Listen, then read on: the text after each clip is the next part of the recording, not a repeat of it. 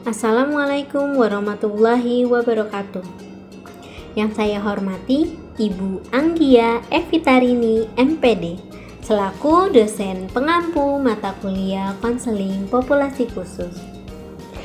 Perkenalkan, nama saya Anita Mustikasari dengan NPM 20 215.087. Di sini izinkan saya untuk mempresentasikan hasil wawancara saya untuk memenuhi tugas individu mata kuliah konseling populasi khusus yang bertema traumatik akibat bullying. Yang akan kita bahas yaitu pendahuluan, deskripsi karakteristik klien, permasalahan yang sering muncul, analisis kebutuhan klien, potensi yang dapat dikembangkan, layanan konseling yang dapat diberikan. Apa itu konseling populasi khusus? Konseling populasi khusus adalah proses pemberian bantuan yang dilakukan oleh konselor kepada konseling, individu atau kelompok yang mengalami suatu masalah dengan ciri-ciri yang sama dan menempati ruang yang sama pada waktu tertentu secara khusus, sehingga konseli memperoleh pemahaman yang tepat yang lebih tentang dirinya, lingkungannya, dan masalahnya, serta mampu memecahkan masalah yang dihadapinya dengan mampu mengarahkan potensi yang dimiliki ke arah perkembangan yang optimal dan kemudian dapat mencapai kebahagiaan dalam hidupnya. Sasaran konseling populasi khusus yaitu, adapun sasaran yang dituju oleh konselor adalah konseli yang mengalami permasalahan dalam kehidupannya seperti anak-anak jalanan, wanita tunasusila, anak broken home, traumatik, penyandang HIV/AIDS, anak pang, dan lain-lain. Pengertian traumatik. Menurut Kavanagh dalam Mental Health Channel tahun 2004 menyatakan tentang pengertian trauma adalah sesuatu peristiwa yang luar biasa, menimbulkan luka dan perasaan sakit, tetapi juga sering diartikan sebagai suatu luka atau perasaan sakit berat akibat sesuatu kejadian luar biasa yang menimpa seseorang langsung atau tidak langsung, baik luka fisik maupun luka psikis atau kombinasi kedua-duanya. Berat ringannya suatu peristiwa akan dirasakan berbeda oleh setiap orang, sehingga pengaruh dari peristiwa tersebut terhadap perilaku juga berbeda antara seseorang dengan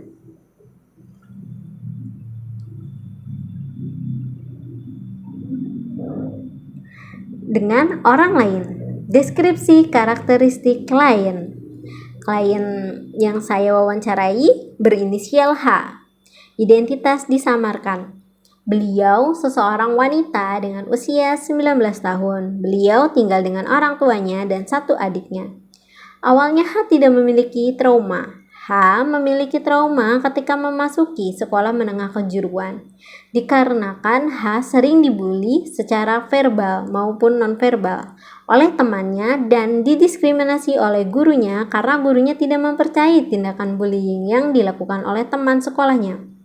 Kondisi fisik yang lemah juga yang menjadi salah satu faktor penyebab H mendapatkan bulian dan diskriminasi oleh teman dan gurunya karena pihak sekolah dan teman H tidak mempercayai bahwa H memiliki penyakit sakit lambung kronis yang diakibatkan oleh kondisi mental yang menurun dan faktor pikiran serta psikologisnya. Apa penyebab orang ingin melakukan bullying? Kondisi keluarga tidak sehat, pengalaman negatif di lingkungan keluarga seperti kekerasan, konflik berkelanjutan, atau pengabaian dapat mempengaruhi cara individu memperlakukan orang lain di luar keluarganya. Anak-anak yang mengalami kekerasan atau pengabaian di rumah cenderung menunjukkan perilaku agresif atau bullying.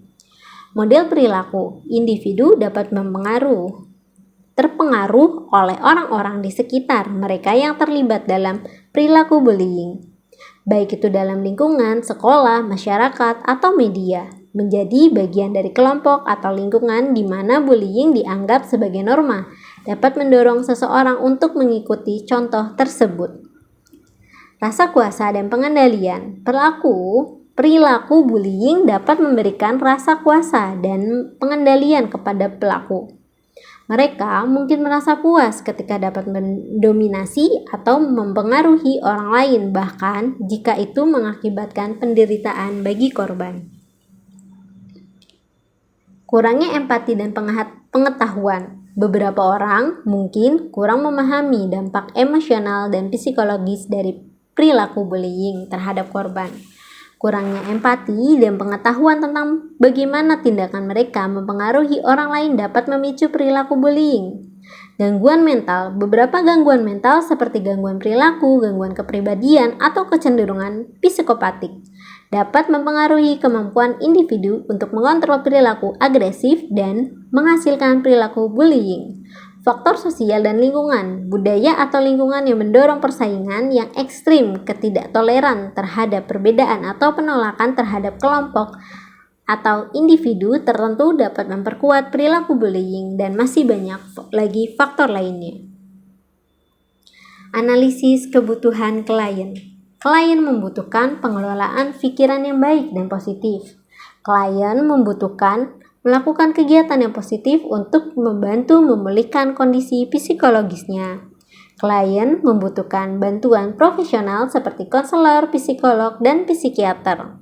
Klien membutuhkan keyakinan dalam dirinya sendiri bahwa dapat menghadapi situasi kondisi traumatik.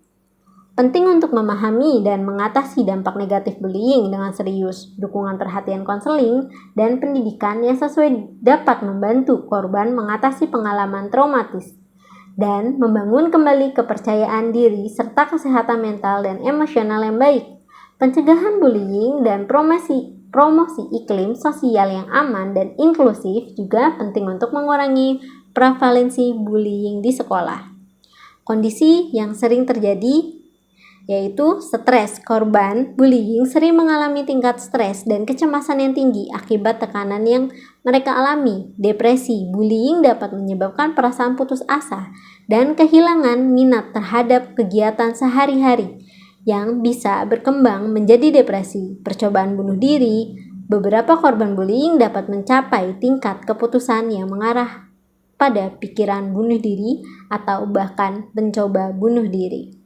Korban bullying mungkin merasa terisolasi, kehilangan percaya diri, dan sulit membentuk hubungan sosial yang tepat dan sehat. Kesulitan belajar. Bullying dapat mengganggu konsentrasi dan performa akademik, menghambat kemampuan belajar dan berkontribusi. Trauma berkepanjangan. Bullying bisa meninggalkan trauma psikologis yang berlanjut hingga dewasa, mempengaruhi kesehatan mental dan kesejahteraan korban hingga usia dewasa. Siklus bullying. Pelaku bullying sering memiliki risiko lebih tinggi untuk terlibat dalam perilaku kekerasan atau intimidasi di masa dewasa karena mereka belajar bahwa perilaku tersebut dapat memberi mereka kekuasaan dan kendali. Mengembangkan perilaku negatif. Beberapa korban bullying dapat mengembangkan perilaku agresif, marah, atau balas dendam sebagai cara untuk melampiaskan rasa sakit dan frustasi mereka. Pengaruh buruk dalam hubungan. Pengalaman bullying dapat membentuk pada hubungan interpersonal yang buruk, membuat sulit bagi para korban untuk mempercayai orang lain. Potensi yang dapat dikembangkan. Mengalihkan pikiran negatif. Caranya adalah menyibukkan diri, misalnya menekuni hobi dan berolahraga. Terapi dengan psikolog atau psikiater agar dapat memulihkan keadaan traumatik. Berfokus pada diri sendiri dan sekitar. Bergabung dengan lingkungan yang lebih positif dan bersosialisasi dengan orang baru merupakan hal yang cukup baik untuk mengembangkan diri sendiri. Mengelola stres dan pikiran. Layanan konseling yang dapat diberikan. Yang pertama, ada layanan informasi yang tujuannya agar membekali klien tentang berbagai pengetahuan dan pemahaman hal-hal yang berguna untuk mengatasi rasa cemas yang sedang dideritanya serta menghindari pikiran-pikiran negatif. Yang kedua, ada layanan penguasaan konten. Tujuannya menguasai aspek konten tersebut secara tersinergikan, dan dengan penguasaan konten klien diharapkan memiliki sesuatu yang berguna untuk memenuhi kebutuhannya dan mengawasi dan mengatasi masalah yang dialaminya, misalnya dengan mengembangkan potensi yang dimiliki klien agar klien tidak merasa bosan. Yang ketiga, layanan client-centered. Layanan di sini menekankan pada kecakapan klien untuk menentukan isu yang penting bagi dirinya dan pemecahan masalah dirinya. Lalu konsep pokok yang mendasari konsep adalah konsep-konsep mengenai atau self tentang aktualisasi diri, teori kepribadian, dan hakikat kecemasan, misalnya dalam menangani pikiran negatif pada klien yang membuat klien menjadi sakit. Cara mencegah tindakan bullying. Mencegah tindakan bullying melibatkan upaya bersama dari masyarakat, sekolah, orang tua, dan individu untuk menciptakan lingkungan yang aman, penuh kasih sayang, dan menghormati satu sama lain. Berikut adalah beberapa langkah yang dapat diambil untuk mencegah tindakan bullying. Pendidikan dan kesadaran. Lakukan program pendidikan dan sosialisasi tentang bullying di sekolah, tempat kerja, dan masyarakat. Tingkat kesadaran mengenai konsekuensi dari bullying bagi korban, pelaku, dan masyarakat. Peran sekolah, implementasikan kebijakan anti-bullying yang jelas di sekolah, termasuk sanksi untuk pelaku bullying. Libatkan guru, staf sekolah, dan siswa dalam program pencegahan bullying. Fasilitasi diskusi terbuka dan edukasi tentang tindakan bullying, serta mengatasi dan melaporkannya.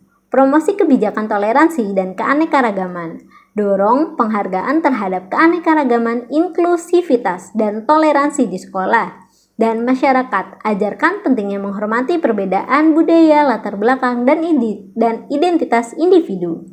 Peran orang tua dan wali. Ajari anak-anak tentang empati, penghargaan, dan bagaimana berperilaku dengan baik terhadap sesama. Libatkan diri dalam kehidupan anak, pantau aktivitas online mereka, dan ajari tentang perilaku yang aman di dunia maya.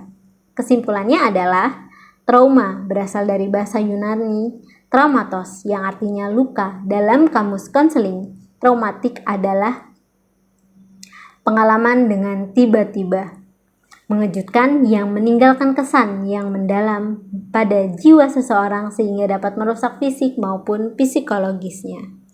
Trauma juga diartikan sebagai respon secara emosional akibat sebuah kejadian seperti kekerasan, bully, atau bencana alam.